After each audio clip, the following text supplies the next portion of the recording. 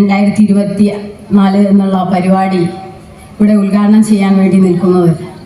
കാരണം 8 വർഷം കൊണ്ടുള്ള ഇതിൻ്റെ പ്രവർത്തനങ്ങളെ പറ്റിയൊക്കെ ഈ റിപ്പോർട്ടും അതേപോലെ അധ്യക്ഷനും സ്വാഗതത്തിലൊക്കെ തന്നെ വിശദമാക്കി കഴിഞ്ഞു.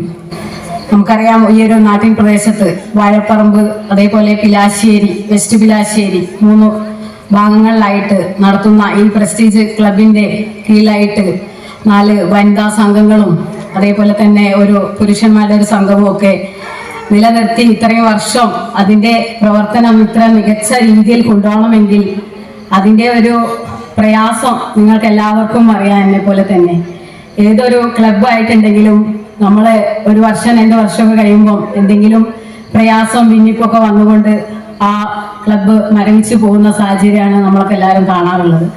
എന്നിരുന്നാലും ഇതിൻ്റെ പ്രവർത്തനം ഓരോ വർഷം കൂടുമ്പോഴും ഓരോ പരിപാടികൾ സംഘടിപ്പിച്ചുകൊണ്ട് എത്ര മികച്ചതാക്കാം എന്നുള്ള ശ്രദ്ധയോട് കൂടിയിട്ടാണ് ഇതിൻ്റെ ഭാരവാഹികൾ മുന്നോട്ട് കൊണ്ടുപോകുന്നത്. അതിലിപ്പോൾ ഏറ്റവും ഇതിൽ ഉദാഹരണം പറഞ്ഞ പോലെ സുധീഷ് ആ ഒരു നേതൃത്വം നൽകുന്നത് നമുക്ക് എല്ലാവർക്കും അറിയാം. എല്ലാവരെയും ഒരുമിച്ച് കൂട്ടിപ്പിടിച്ചുകൊണ്ട് ഒരാളെയും ഒരു ഇതിൽ നിന്നും ഒഴിവാക്കാനോ അല്ലെങ്കിൽ ഒരാൾക്ക് എന്ത് പ്രയാസം വരുമ്പോൾ ഓരെ ഒഴിവാക്കി നിർത്താനോ ഒന്നും തന്നെ നിൽക്കാതെ എല്ലാവരെയും കൂട്ടുപിടിച്ചുകൊണ്ടാണ് ഇത്തരത്തിലുള്ള ഒരു ക്ലബിനെ ഇത്ര ഉയർച്ചയിലേക്ക് എത്താൻ വേണ്ടി സാധിച്ചിട്ടുള്ളത്. നമുക്ക് ഇവിടെ കൂടിയിട്ടുള്ള ആളുകളെയൊക്കെ കണ്ടാൽ മനസ്സിലാവും. ഈ ഒരു പരിപാടി സംഘടിപ്പിച്ച് ഇതിന്റെ പിന്നിൽ എത്രത്തോളം അതിന്റെ കഷ്ടപ്പാടും പ്രയാസവും ഒക്കെ ഉണ്ടാവും. ഇങ്ങനെ ഒരു പരിപാടി, ഈ ഒരു വേദി കണ്ടാൽ തന്നെ നമുക്കറിയാം.